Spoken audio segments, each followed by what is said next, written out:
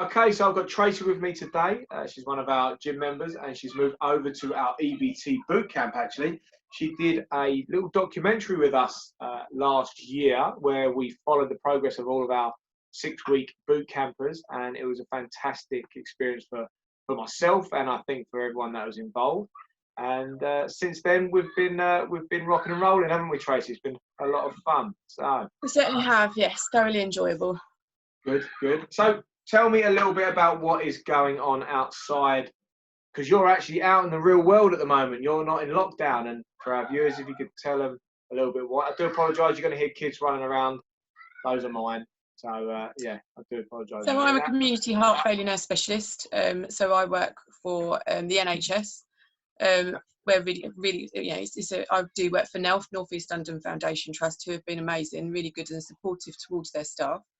We're quite lucky that we've got a lot of PPE, and we've been given literally updates every sort of like probably about 10 or 12 updates a day on different changes that come out, and if we need PPE then it's there. If we need it, we just need to go and get it.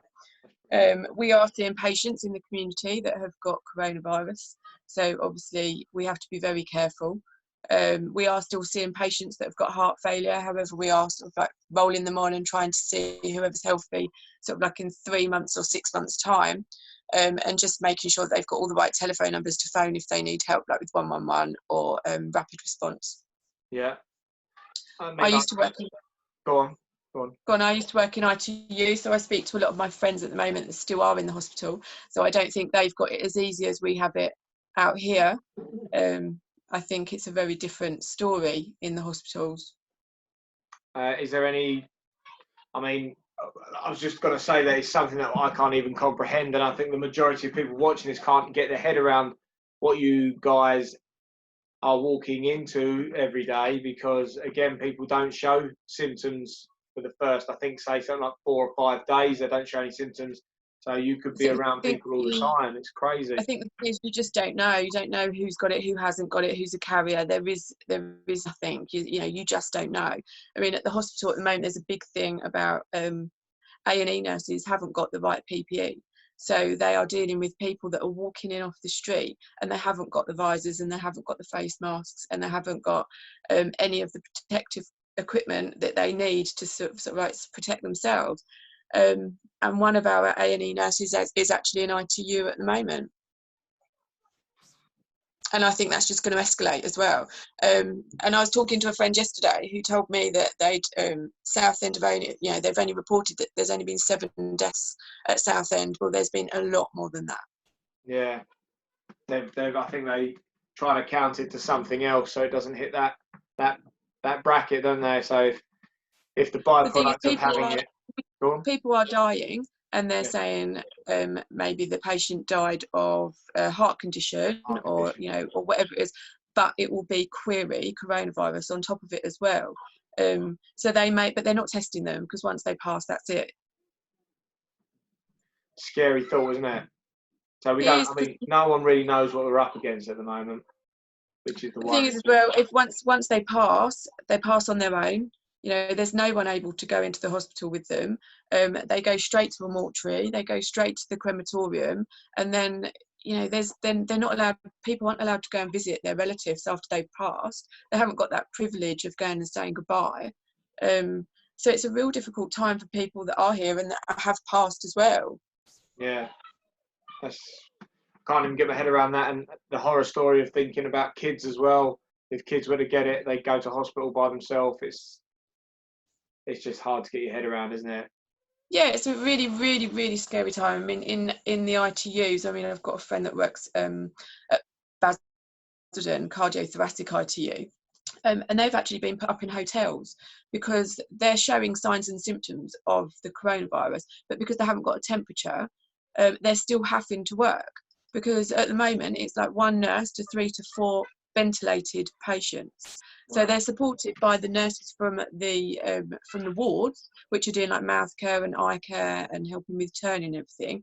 But that 1 nurse is then looking after the ventilator on that patient and doing all the suctioning and all the care for that, which is in itself, if you think you've got sort of like 4 patients on a ventilator, that's a lot of work. That's continuous, isn't it? That's non-stop. Continuous. Well, and they're doing 12-hour days. And then with all that heavy equipment on as well, so you imagine, they've all got pressure sores coming up on their faces. I think Basildon General have got all the PPE. Basildon Southend are asking for people to donate, so that somebody's asked for the plastic visors. They've got a 3D machine, and they're asked for contributions for people to go and do that. Because the equipment's running out. Such a scary thought that this day and age, where you can order whatever you like to come the next day off of Amazon, and we can't supply enough equipment for our nurses and doctors and our but most of our NHS equipment staff. comes from China. Most of that PPE stuff comes from China, so we're not going to get it, are we? No, of course not. Of course not. And it shows the serious issue that we do have, don't we? That we have to rely so heavily on importing stuff because we don't manufacture anything in this country anymore of that scale, because of this. It's not cost effective, which is a scary thought. I mean, lots of volunteers that are coming forward. My mum's volunteered to make scrubs for the nurses and people that need it. So she's just waiting on a phone call. She's got the pattern. She's waiting for the fabric to be delivered so she can start making scrubs for people. I think they're trying the hardest, but for the frontline staff, which is the most important, because they've got the people walking in off the street like A&E and ITU, they need massive protective gear. That's where we need to be getting it to, because those are the ones, once they become ill, who's going to be looking after them? Because they're not going to be there. Who makes that call as well? I mean, who makes that decision when the last pair of gloves is there and the last set of, or the last ventilator is there? Who is going to be making that choice? Who's going to be playing God? It's a scary position. Well, that's it, and they will be making that decision. They will, they will be like playing God, because if you think, is it Italy or Spain? I think it's over 60. They don't put on a ventilator. No, over 65. Yeah, I heard that the other day. People being taken off. People having ventilators taken off of them. And you do need that respiratory support. I think my sister-in-law, she's showing signs at the moment. She said the bottom of her lungs really hurt. It sort of like just hurts to move. That is beyond what I can comprehend at the moment. Can't even get your head around that. And it's scary to think that it's a hopeless situation as well. It's almost like, when it comes to this, it's almost like we were back in time, because there's nothing we can do about it. And it's such a hopeless situation. What are you doing? What are you doing, Tracey? What are you doing to keep motivated? Well, I've started running again. Yeah. So that's always like, I've always found that running has got me through any bad time. Yeah. So I'm quite lucky that I live right next to the woods. So whenever I'm not at work, like I'm not at work today, now that evenings, it's nice that the evenings are lighter, I can get out and go for a little 5K and get my head like clear and sorted. That's good. Difficult. I mean, I'm back to working at 8, and then finishing really sort of like 6. So, to be motivated is quite hard. That's 12-hour shifts there, isn't it? No, sorry. So, I mean, 10-hour shifts. With my diet, I am still tracking, but I'm not losing. So, but then you said yesterday, hey, maybe it's stress. Stress isn't going to help when it comes to tracking. I think just just keep doing what you're doing, but you're going to need energy. I don't think it's a good idea trying to lose weight right now. I'm saying this to everyone, for your own mental state. I think that everybody should be focusing on just maintenance calories. If you put a little bit on, we're healthy and we've got energy. That's the main level, and trying to be as focused and motivated and hydrated as possible. And then when we start trying to find our feet, if you like, and this becomes a form of normality, probably in about 4 weeks' time, we can then start looking at tracking again, But at the moment, where we're in high levels of stress, people are in lockdown, tensions are high, the last thing we want to be doing is feeling hungry, low energy, and not like feeling like we're on a restrictive diet. So I'm saying to people, hit your maintenance calories, enjoy your diet, treat yourself, because at the moment, energy is key, perspective, and just being alert for you especially will be key. And to I keep mean, I your think immune system people nice worry and as well high. that the food's going to run out. I went to a shop this morning in Rayleigh, and the vegetables and the fruit in there was outstanding. I mean, I Yeah. got some leeks which were absolutely massive. So it's about eating the right food, keep Yeah. healthy, keep hydrated, like you say, because you need to be healthy. Wine's probably going to run out. I can imagine wine's going to run out, but we're going to do us all a favour. But you are right. There's plenty out there. There's plenty of resources for people to do stuff. What's the mood in the camp like? So work-wise, so with your team, and what's Well, the I know my managers, the stress is running really, really high. yeah. Because I'm a community nurse, we don't really see each other that much on a regular basis. Yeah. I work quite individual. So, but we have quite a lot of contact. My manager phones me every morning to see how I am mentally and to see how things are and how everyone in my family is, to make sure that obviously I'm staying healthy as well. Yeah. So I think in the hospital, Yeah. the nurses, they say it's hard. It's really, really hard, but the morale is there. They're working together. There's really good teamwork going on. Lots of nice people have taken stuff in for them so that their breaks are a little bit easier, because obviously I don't think the canteen or any of the food places are for them to be open anymore. No. But no, surprisingly enough, when the shit hits the fan, normally the team pull together and work really well. I miss working in ITU. I actually did think that I might actually be getting a call up and going back. So I had sort of 10 years working in there. Yeah. But maybe once, because at the moment we haven't peaked. No. No, we definitely So haven't. once they peak, maybe when the nurses are tired, and that's maybe when I'll go back into the hospital.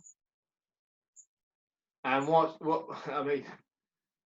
that's literally, it's like a war zone, really, isn't it? So Yeah. So mentally, how would you prepare for that? How would you prepare for that? I Well, the can't thing is, even. I sit here most nights feeling guilty that I'm not there. I do sit there feeling guilty because obviously they're working so hard, and I've got friends that are paramedics. Yeah. One of my friends, she said she's just had 2 weeks off where one of her kids was showing signs and symptoms, and she sits there crying every night because she's just scared of she's going to walk into and what she's going to bring home, because people are dying. And that's what they're seeing. They're taking patients into hospital that cannot breathe, that are dying. So it's a war. In the hospitals are pretty much war zones. Scary. So I think that, well, one of the biggest things here really is that as a population, as a global population, we're going to take less for granted when this is all over. We I must. think it's going to be around for quite some time. We're going to be at home for quite some time. Yeah, I'm digging in. Well, they said 3, but I'm digging in for. I'm hedging my bets on around, unless there's a vaccine, probably more like 6 for like business to be open, which is going to be, if we're shut for 6, who's going to be able to afford a gym membership in 6 months' time if no one's had any work? Do you see what I mean? So, but like I say, I'm still breathing. So Absolutely, and that's what you've got to do. Keep breathing, stay healthy. But everyone's going to want to keep fit, and it will be fine. The business will be fine. yeah, at the moment, you know what? It is more. I'm more concerned, and I'm more worried about the nation's mental health over anything, because I'm pretty open. I've struggled in the past, as lots of people I speak to have struggled in the past. When it comes to mental health, and I've been very strong for a long time, and I'm losing. I'm losing it. I can imagine other people are losing it left, right, and centre. And even breaking the promises I kind of make to myself, that I promise other people I'm going to do. Like I'll always show up. I'll always do this. I'll always make sure I feed and fuel my body, hydrate myself, not drink too much alcohol. I'm even breaking some of those promises to myself now, And it makes me think, if that's what I'm doing and this is my job, where is everybody else at? And how can we slow that part of it down? The mental. Well, I banned myself from drinking booze, so I'm not drinking at all, because my anxiety will go straight through the roof. Yeah. So I cannot drink. So for me, to make sure that I stay focused on life and not break, is to not drink. I think I probably need to do the same. I've been partial to a few glasses of red wine here and there, and by glasses I mean bottles, and here and there I mean every night.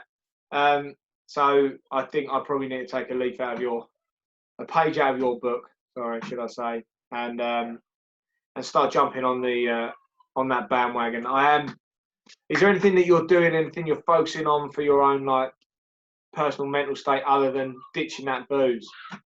Well, ditching the booze, going for a run, and tracking my calories, which I think I'm getting a bit obsessed about, but it's something to focus on.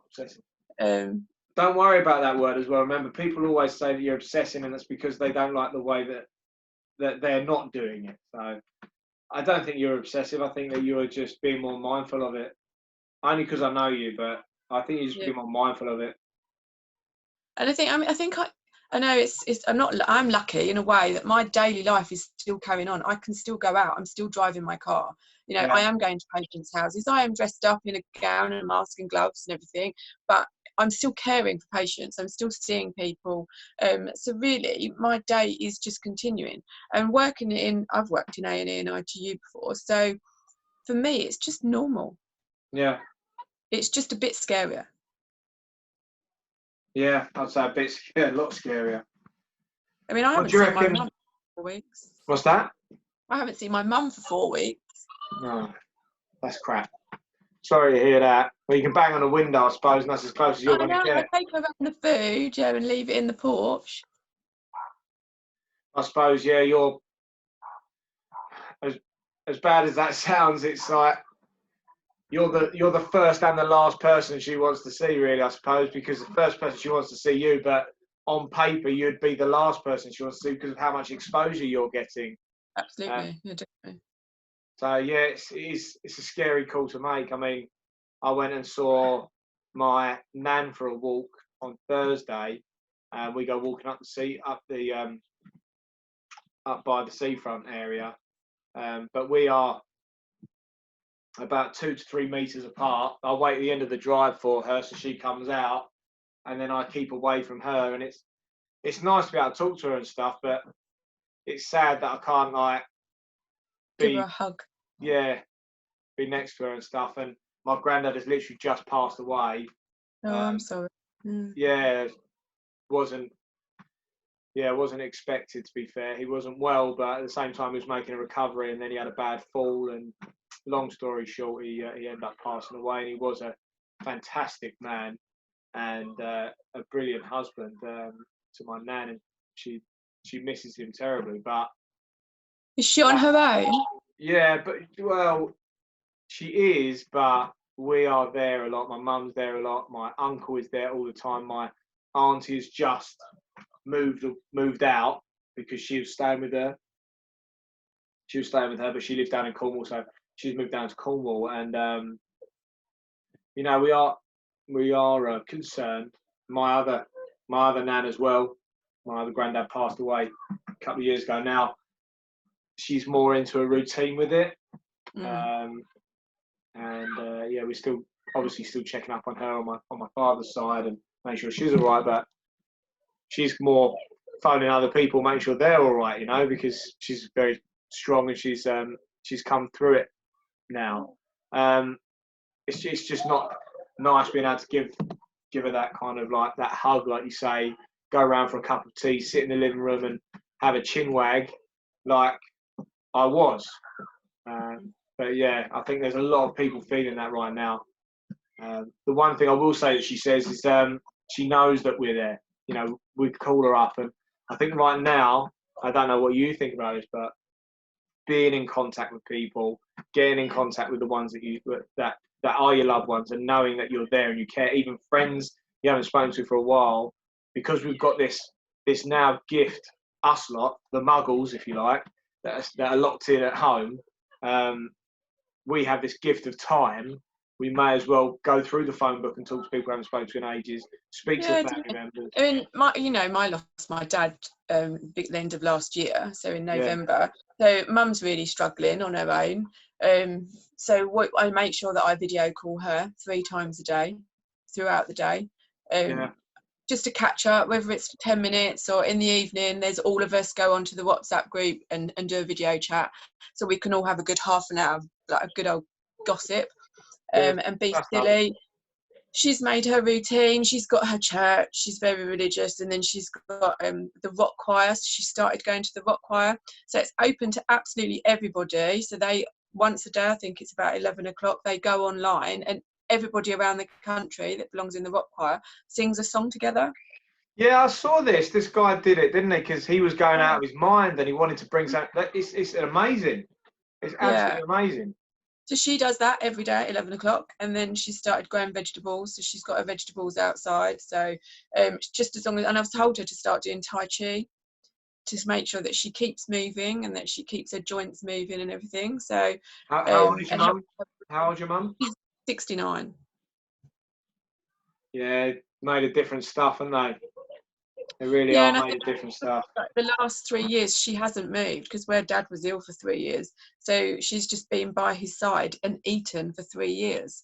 So it's now she's got to move. She's got to move her joints. She's got to get her lungs working. Otherwise, if she gets it, she's buggered. No, I love that thing that you're doing with the group call. That's from every single one of these little interviews I'm doing. I like to see if I can take something. Because everyone has got no idea what to do, but everyone's got one idea. So if I was to interview 100 people and come up with 100 ideas, that's 100 things to do. That's groundbreaking, right? But I love that the phoning, the group stuff, structure to your day. Structure is the same thing we keep coming back to. The same thing we're coming back to is structure. And I've been talking a lot to people that are on lockdown, to be honest, to keep themselves mentally active, but working with kids as well, mostly parents that are on lockdown. And we keep coming back to try and have a form of structure during the week, which, to be honest, the biggest structure we've got in my house is female input. The wife sorted that out, and that was the best thing for me personally, mentally. That sorted me out straight away. And that's what I did with the staff before we went into lockdown. But the other thing as well that a lot of people are saying is like live in the moment. And that's why I think that group call, like you've been doing that big WhatsApp meeting or a Zoom call or something with all of your family, that is living in the moment. And I think that there's a lot to be said for that. That's a great idea. I love that. Yeah, so family, definitely every night there's my brother, my sister, me and my mum, and we all go on WhatsApp and the WhatsApp group, and we have that family time every single night. And every Saturday night we do it with the girls. So there was that party one, wasn't there? Is there a party app? Spend all your money, that one. Yeah. It's like the girls, I probably see the girls once or twice a year because now we live all over the country. But we've been sitting on a Saturday night having a good old chat. So I think they're really good, really good. That's wicked. No, that's great. So one last take home then, Tracey, because this is a bit more of a specialised meeting today. We wanted to pick your brains about what you're seeing out in the community at the moment, because I suppose you're the eyes and ears because we're all stuck in. But what advice would you give people right now? If anything, stay at home. Stay at home. Stay at home. Keep clean. And when you go out, I mean, I went out today obviously to get some vegetables and stuff. Social distance. What I found is people do not social distance, and that's infuriating. Yeah. Because you think, we could die.